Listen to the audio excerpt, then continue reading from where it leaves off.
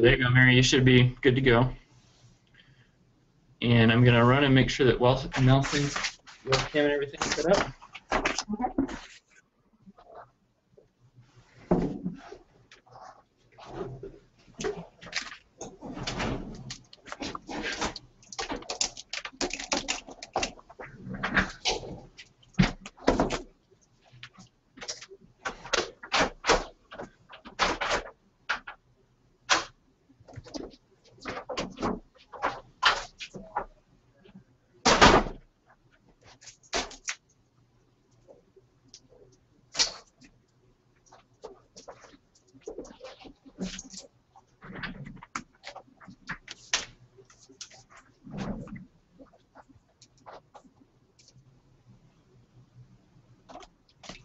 Pete, can you hear me?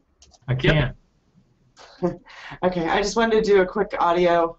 Give me like a test 1, 2, 3. Test 1, 2, 3. Okay, Test, awesome. 1, 2, 3. One more time, Jennifer. Test 1, 2, 3. Okay, fabulous. Thank you so much. Uh-huh.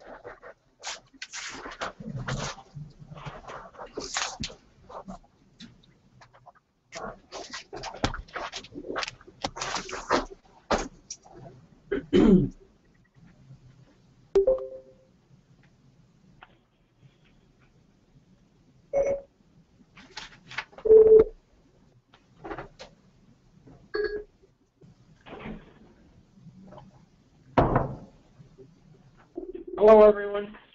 Hey, Frank. Okay. Hi, Frank.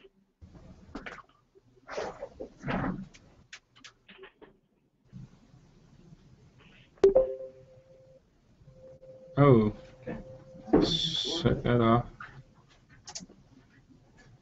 Yeah. No more. There you go. Oh, that's good. Hi.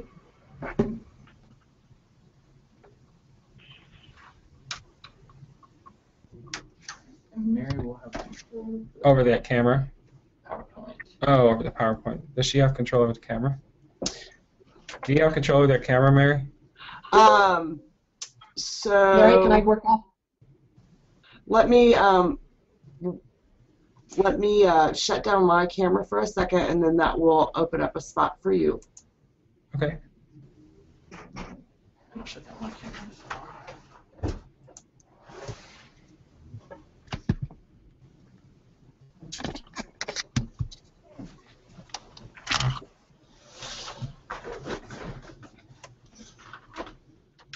I'm having camera trouble if I'm. Can you hear me?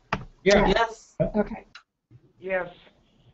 And I need just 1 second. I'm going to log in one more time to have a backup.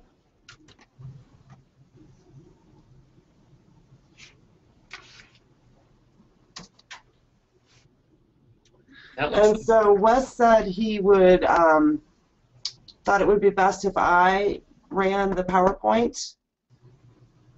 Okay, You guys okay with that? Yep. I think that's a good idea. Okay. Let me go ahead and get it up.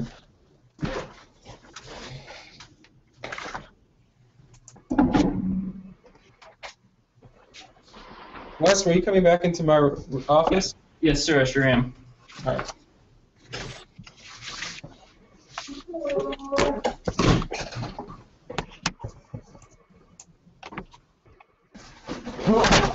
Are you sitting next to me? Yeah, just for...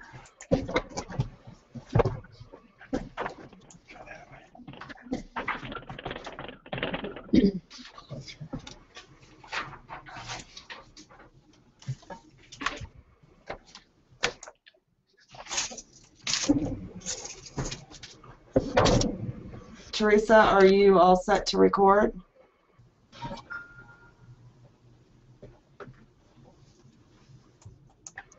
Awesome, thank you so much. All right, so, and we can do whatever you guys think. Wes had initially thought, hold on one second.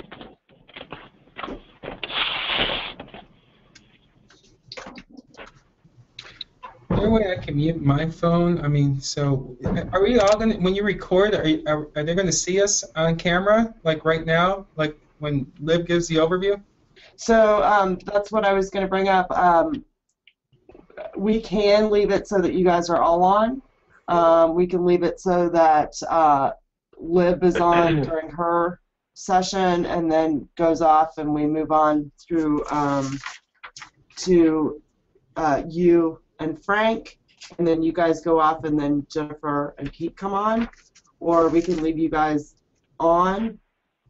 Yeah, I think we should be off. Let the folks that are speaking be on camera if that's okay with everyone. I agree. That's fine with me. And then that will be within our control? You want us to be turning on and off our camera? I mean, sharing or not sharing area, or do you have control over that? So let me do a quick, so I can stop your sharing, which I just did. Yep. And then to get you back, I have to send you basically a request, and you would have to turn yourself back on. Okay. So does it make more sense for you guys? I mean, you guys can manage that also. So we stop here. So, but you want us to be completely off. Yeah. Hey, Mary, the other thing I was going to say, I noticed that you had an email popped up. Do you have your Outlook off now? 1 moment, please. He said that he loved you. I am well loved. Yes, you are. I'm popping it off. Let me double check a couple more monitors here. So, Mary, if we're controlling our own camera, are we just shutting it off, or do we have to do something different? Yeah, so you can just, you should see an X in the corner. If you click the X, it'll close you out. And then if you see in the attendee box next to your name, if you just click on the camera icon, it'll give you a menu, and you would select Share My Webcam. You can also do it with the icons across the top, right? Or you can, yes, it gives you a couple of locations. Right, okay, so click the green one on and off. Yeah, that's easy enough. But will you control our mute, Mary? We can do that either way. I can mute all of you, and then you guys can just Unmuted. yourselves. Unmuted. Mute, and because I can either do, I can leave you all on mute except for who's presenting. I can do either way. You tell me what you want, I guess. It's fine with me either way. I'm comfortable with doing it myself. If you want me to just mute when I'm not talking. Just sometimes going, Jennifer, your microphone is, it doesn't sound, I'm hearing like an echo muffled, so I don't know if you need to put your headpiece closer to your mouth, or the quality of your voice. Is that any better? That still sounds really muffled and echoey. Oh, it was fine earlier. I wonder what happened. It could be me. If everyone No, else it- could. I hear it is a bit muffled. How is my sound? Yours sounds clear, Lib. Okay. Okay. Well, I can't really get it too much closer. I'll be eating it. Jennifer, are you using the Logitech webcam? Oh, we just. Yes, Okay. You're on a delay. I am. You want me to switch to phone? I can do that. Hmm. Let me try If you mind that. switching to phone, that would be great. Just dial Yeah. in. Right, let me try that.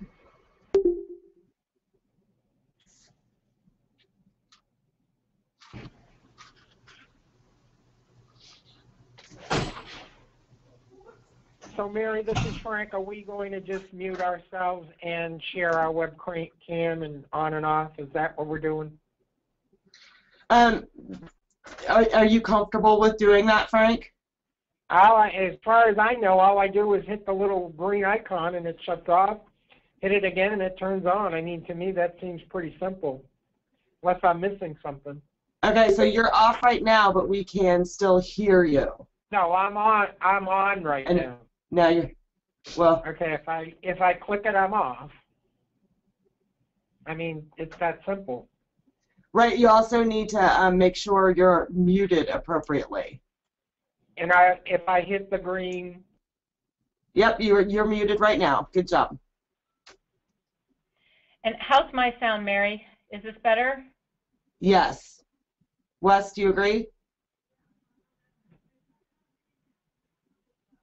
That sounds a lot better. Okay. All right. I'll leave it on there then.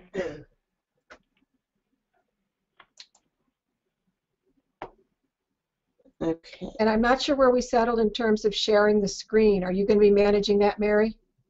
I can I can run through the PowerPoint. Do you want me to just kind of pay attention to where you guys are, or do you want to say next slide, or you want to wink? I don't know. Should we give you signals like for stealing second? I wouldn't know what those were, Pete. Well, Mary, on mine, I'd like you to, if you're controlling it, I'd like you to stay on this first slide while I talk about what we're doing. Then when I say the goals for today, you can go to the next slide. Okay. And then I'll say criterion 1, and you can go to the next slide. Okay. And then you're also discussing mission slide Mission and and integrity, 1 and 2. okay. And then remember that when there's a slide for criterion 1, read through it, then there's a second slide that spells it out, then it goes to criterion 2 and a slide that spells it out. All of us have the same thing where there's one slide that states the criteria and then a second slide that provides some detail.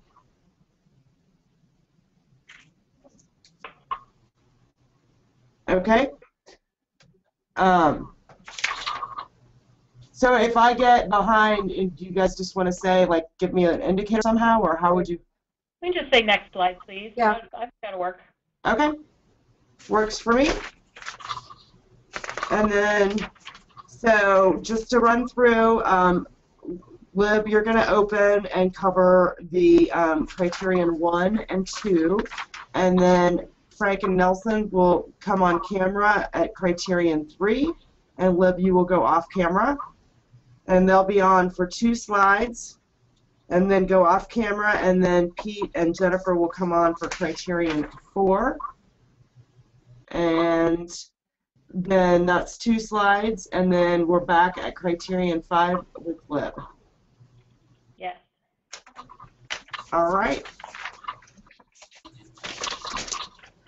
So Teresa is on, and Teresa, I'm just going to mute you.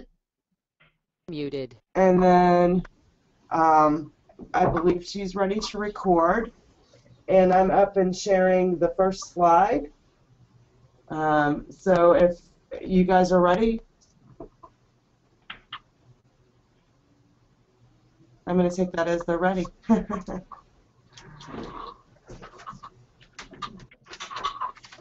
And hold on 1 second, Lip, because I'm going to mute myself. And then Just make sure everybody else is. How do I know when to start if you mute? I'll give you a 1, 2, 3 countdown, and then I'll mute myself. Okay. So Wes, I'm muting you. Jennifer, I'm muting you. And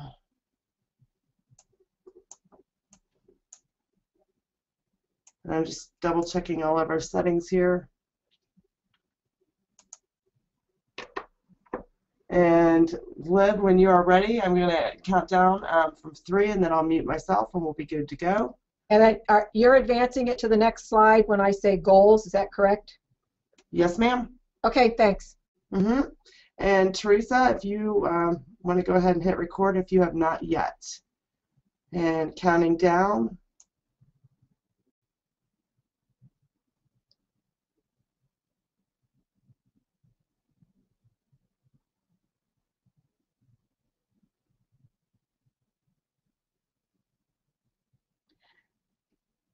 Greetings. Welcome to a video presentation about the HLC criteria for the 2016-17 assurance argument. Today we're going to focus on faculty. So we will review all 5 criteria, but we'll spend more time on criteria 3 and 4. So today you'll be able to watch this video about 5 criteria.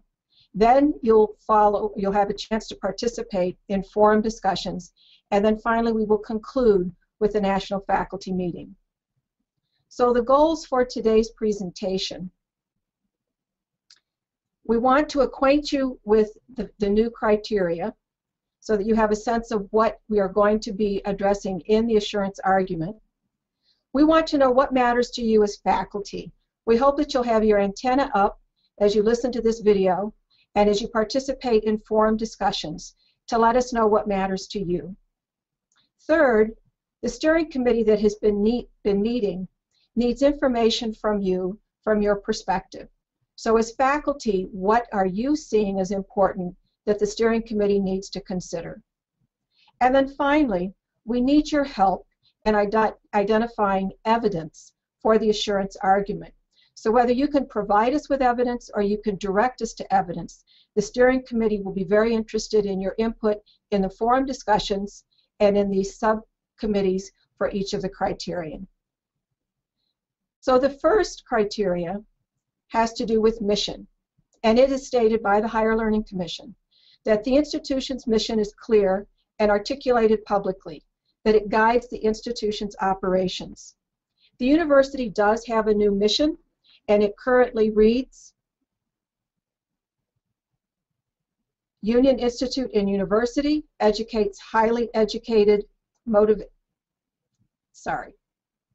Union Institute and University educates highly motivated adults who seek academic programs to engage, enlighten, and empower them to pursue professional goals and a lifetime of learning, service, and social responsibility.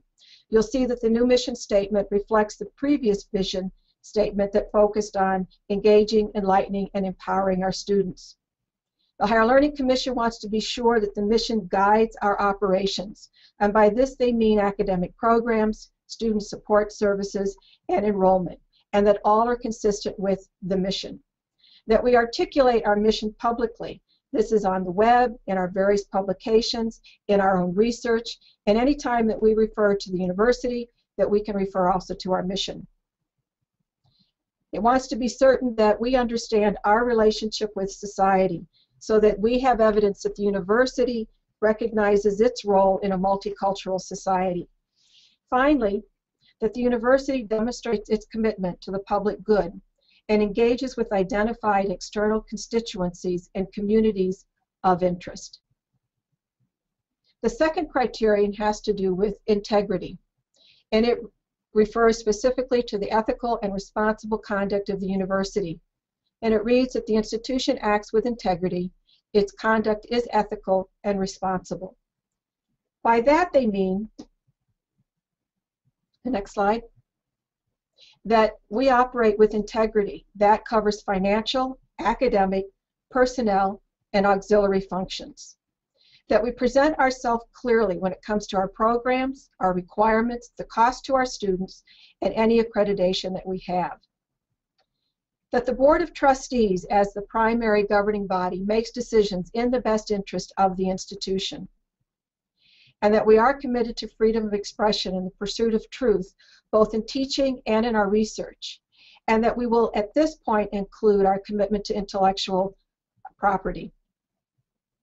Finally, they're looking for us to demonstrate responsible acquisition, discovery, and application of knowledge. There we're talking about the integrity of our research, the guidance we give to students regarding the ethical use of information resources, and that we enforce our university policies on academic honesty and academic integrity. And the next criterion, criterion 3.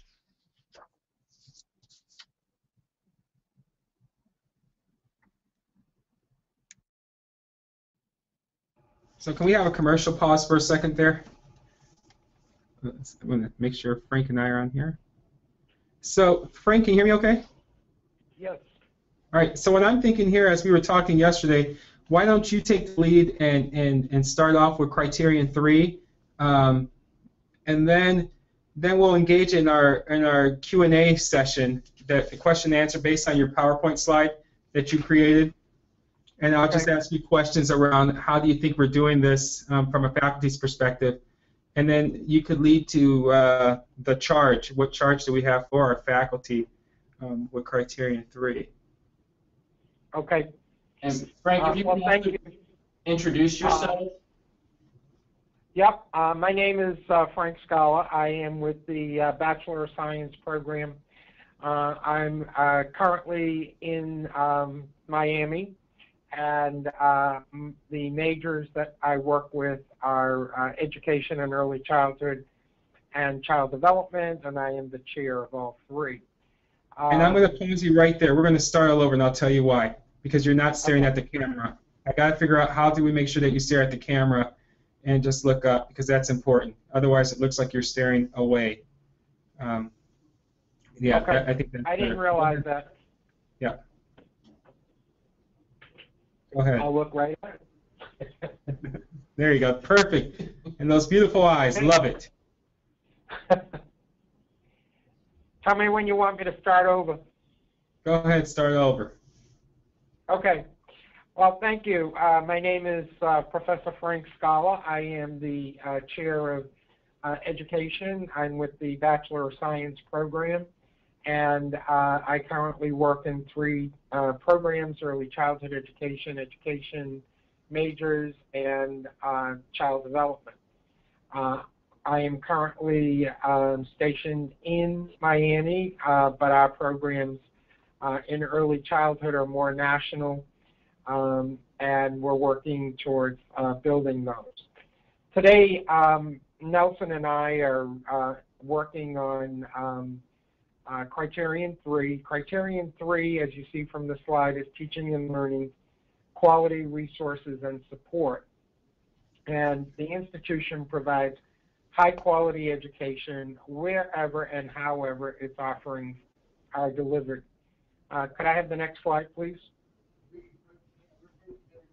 Yeah, so our programs need to be appropriate to higher education, demonstrate acquisition, application, and integration, that we have qualified staff for all of our programs, that there is a sufficient number of faculty and staff to provide the services that we offer, that we have support services, and that we fulfill the claims for an enriched educational environment.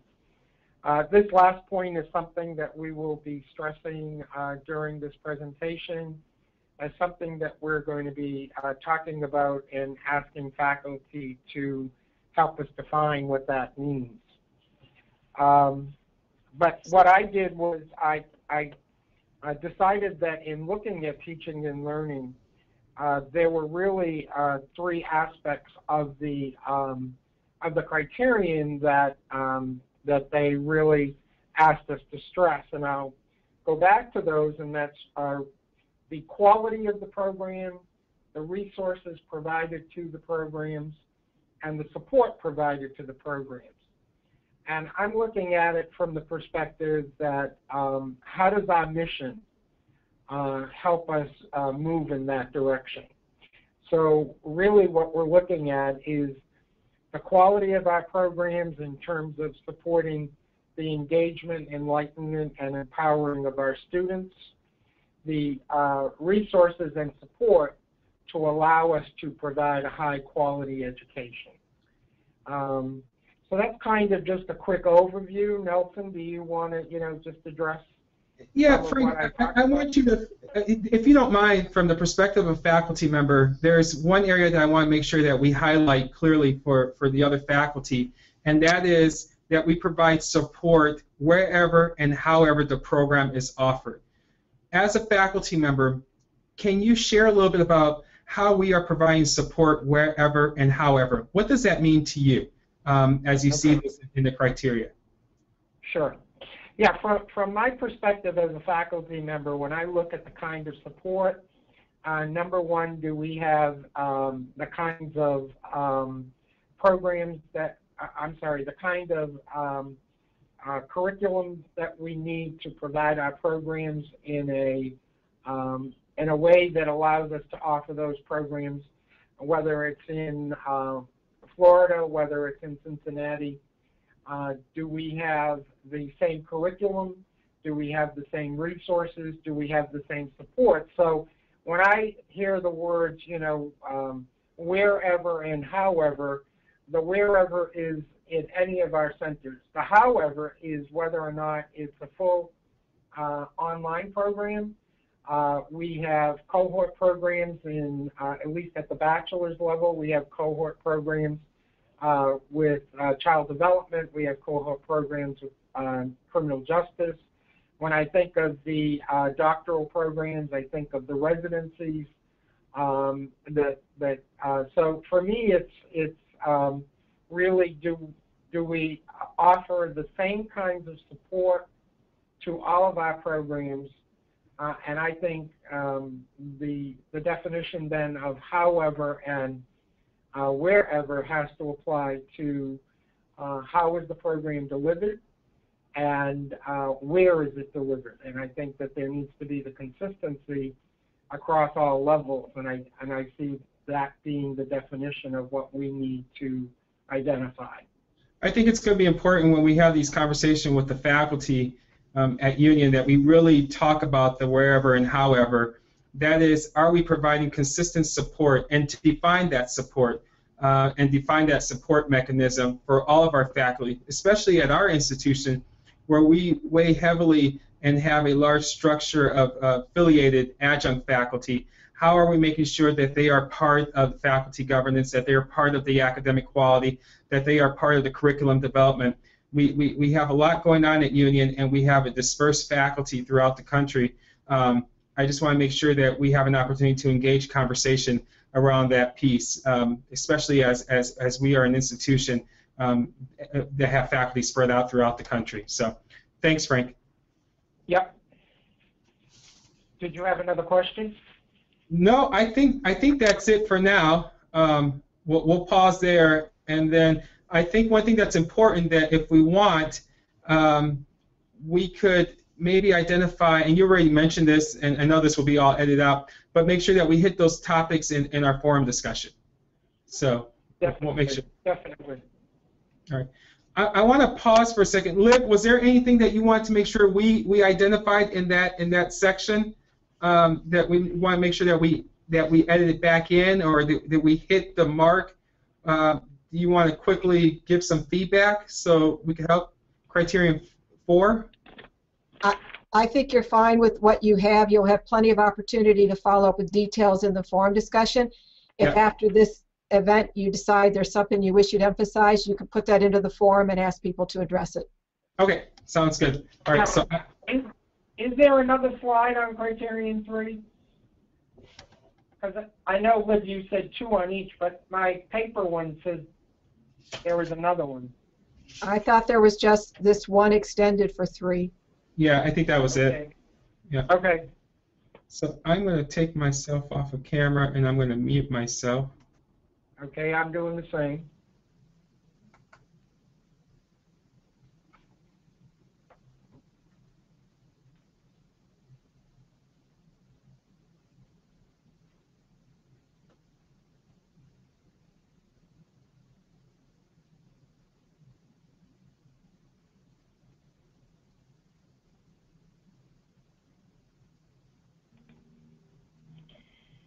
Hi, I'm Jennifer Scott, and I'm the director of the Clinical Mental Health Counseling Program in the master's degree.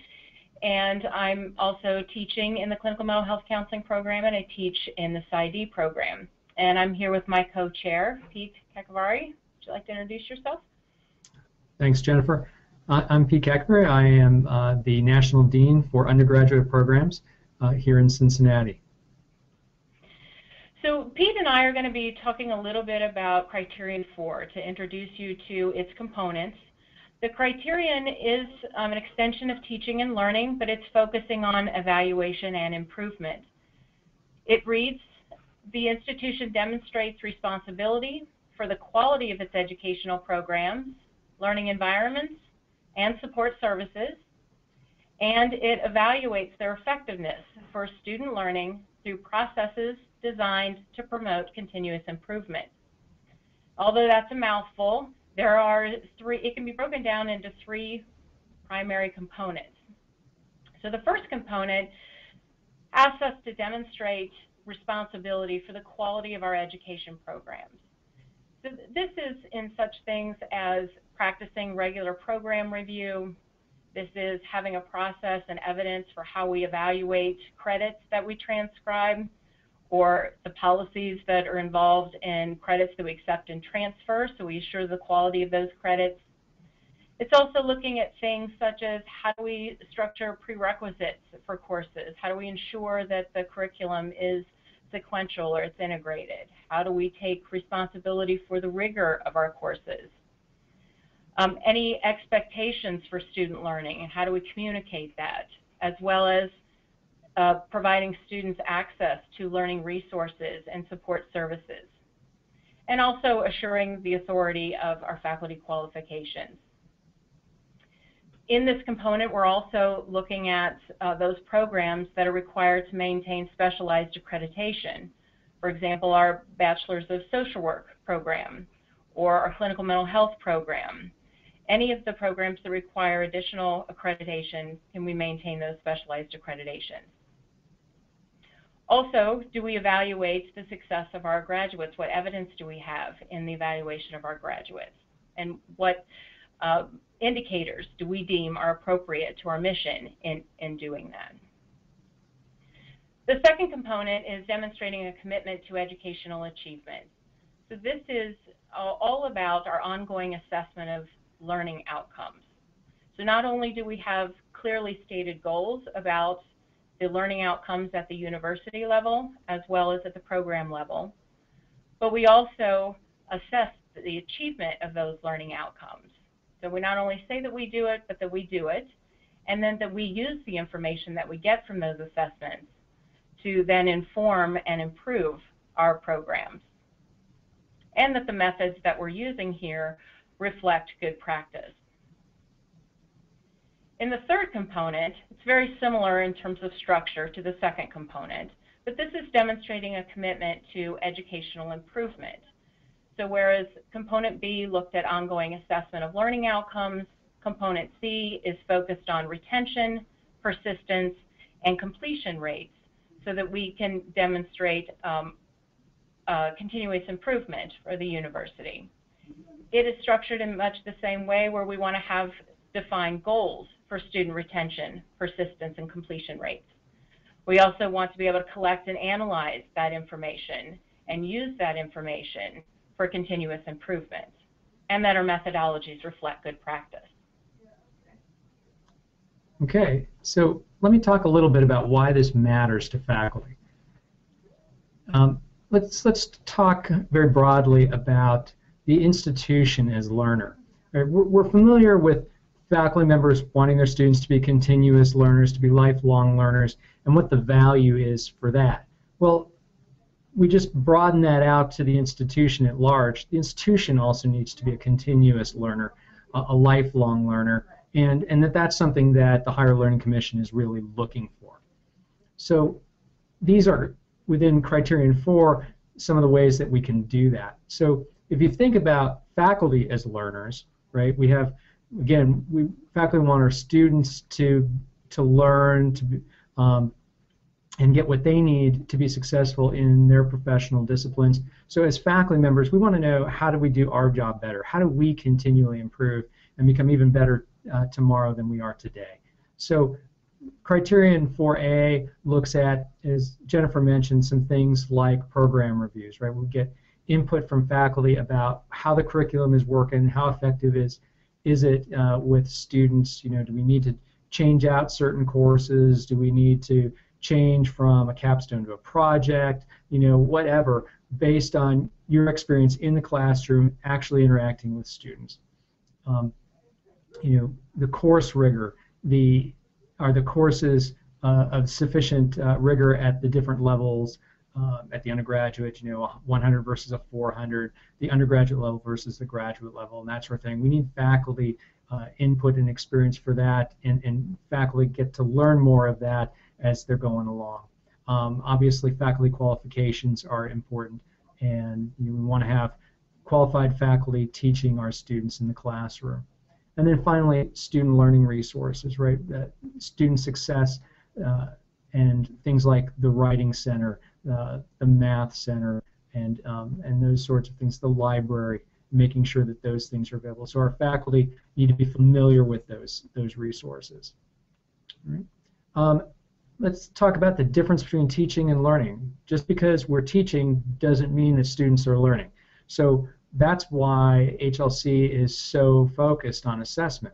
Assessment is how we understand what it is students are actually learning. And that's a whole cycle of setting forth learning outcomes that we say students are going to come away with after this course, after this program, then analyzing, okay, do we have documentation that shows whether they did or didn't achieve that? If they didn't achieve it, do we know why? We have to learn why, and then we have to make adjustments, whether it's to curriculum, whether it's to resources and student support systems.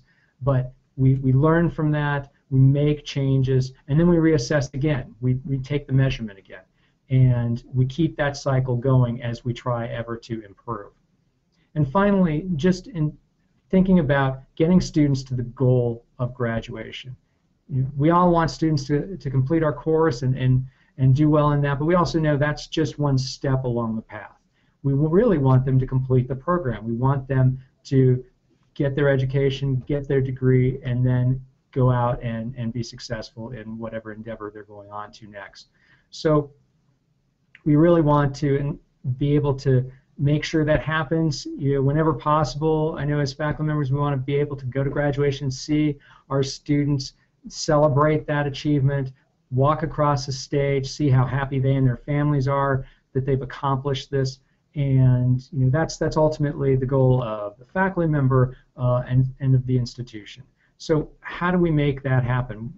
We need to focus on things like retention, whether it's student support services, whether it's making curriculum work for adults, and in the whether it's in the online environment, whether it's face-to-face, or whether it's a hybrid course. We know that satisfied graduates are more likely to be advocates for the university, and that can translate into greater enrollment, and that that provides financial stability for the university. It provides more teaching opportunities for faculty, and obviously it provides for successful lives for our students. So those are the goals, and that's what it is that Higher Learning Commission is seeking in criterion 4 and in all the criteria, and in this particular criterion, how it relates to faculty. Next slide.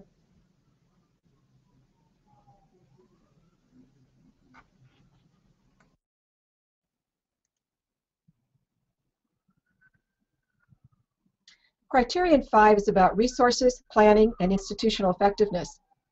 The Higher Learning Commission is looking to see that we have the resources, structures, and processes sufficient to fulfill our mission, improve the quality of our educational offerings, and respond to future challenges and opportunities. It's looking very much at our ability to plan for the future. So what that means then in terms of core components, next slide.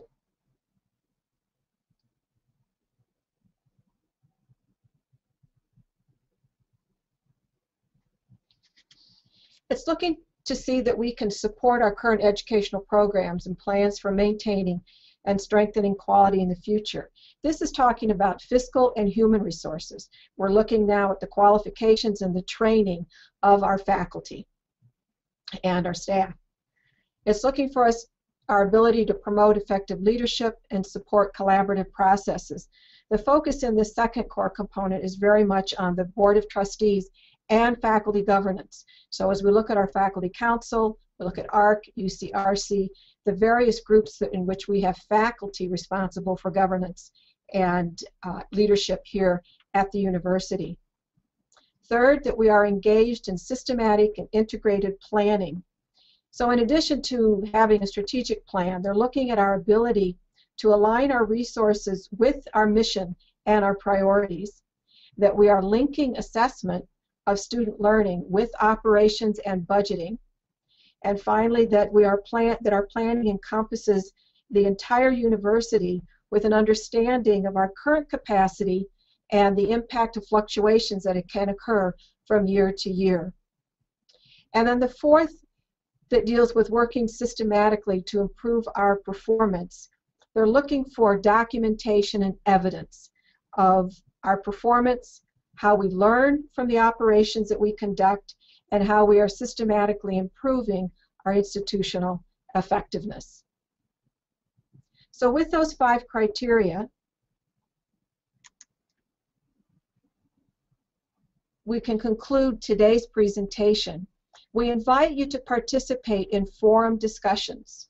If you will go to the faculty page in Campus Web and click on My Groups at the bottom left, you will see a group entitled VNFM for Virtual National Faculty Meeting Core Criteria.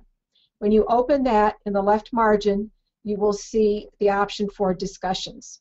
There is one discussion for each criterion, and we invite you to enter in there and discuss the issues that matter to you and that you recognize as important to all faculty. The co-chairs will be participating in those discussions and may in fact list some additional prompts, and as I said, we're focusing on what matters to you and where can we get evidence. Those discussions will be open from May 7th through May 21. So you're welcome to move in and out and interact in each of those 5 discussion points. We will then gather on May 28th for the National Faculty Meeting, where your co-chairs, who you just saw today, will present a follow-up in terms of the trends that they're picking up from the discussion and additional questions that they may have for faculty in order to address particular criteria 3 and 4, but then 1, 2, and 5 as well. Finally, we will be convening criteria subcommittees. There will be one subcommittee for each criterion. If there's one that is of particular interest to you, you can notify either the criterion co-chair or myself, or you can wait to see if there's an invitation that we know that you've got a particular area of interest or expertise, and we would invite you to please join us in working on the assurance argument. So we are beginning now about a 1.5-year process. We know that the Higher Learning Commission will be coming February of 2017. So we will convene committees, we will have an orientation and begin gathering evidence probably in August, and then analyzing that evidence to be able to write an assurance argument. So thank you for your time, and we invite you please to join the discussion and help us to build a strong assurance argument.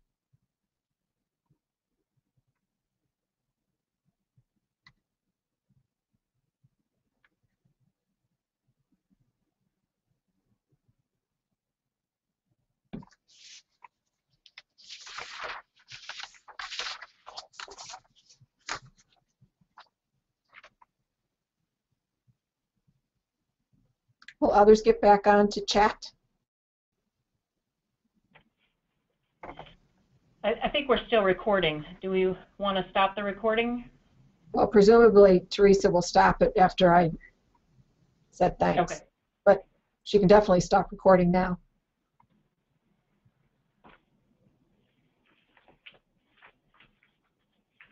So Mary, did you get what you need?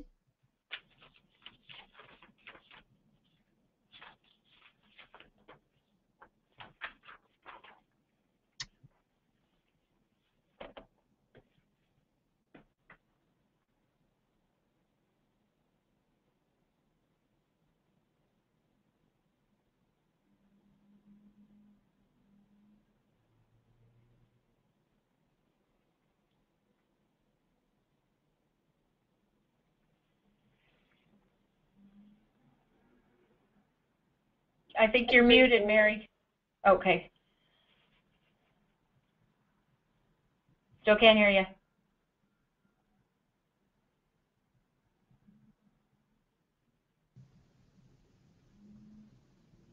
Nope.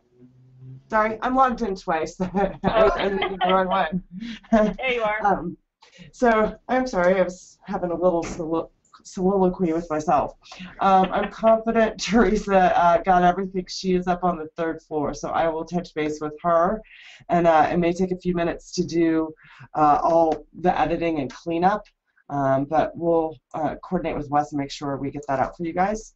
It sounded and looked good for my end, so good job. Okay. So you think we're good with the first take then, and don't need to do it again? I'm very hopeful that we are, but I will need to just touch base with Teresa. She's pretty good about being able to snip out the little bits. Okay. And I realize I did not introduce myself in the beginning, so I will just be the anonymous person who. And well, depending on what she ends up using, I know because I asked her to have 2 backups. I always like to have a backup. We could always possibly put an introduction slide in with like your name and title and fade in possibly. So, but you're well known, Lib. If they don't know you, something's wrong with them.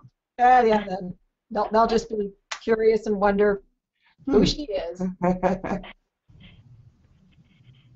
Okay. All right. Well, everybody, I think this was good. I think we accomplished what we needed to in terms of covering the 5. This is really just introductory. The point will be there'll be follow-up discussions with faculty. Hopefully they'll participate in the forums. Go on. Can they go in and see those forums now, Mary? The group, I believe, I would have to check. I think it is public. Okay. So they would be able to see it if they're browsing, but if they're not browsing, they're not just going to probably stumble upon it. And then I did set the forums to be read-only until the opening date of, I believe you said May 7th. Right. I can open them early if you like. I think the goal, and Wes can weigh in on this, was that at the point that this video goes out, then the forum discussions open, so it's all kind of a simultaneous grand opening. I can have that whenever, and then because once it goes out, we can do a mass invite to add everyone to that group. And then I didn't know, because I put the forums in, but I didn't know if you guys wanted to add any further, like a welcome page, or I know we're going to put the videos in and that stuff, but if there's anything else that we want to get in that group. But yeah, we can open it up as soon as that email goes out. Not a problem.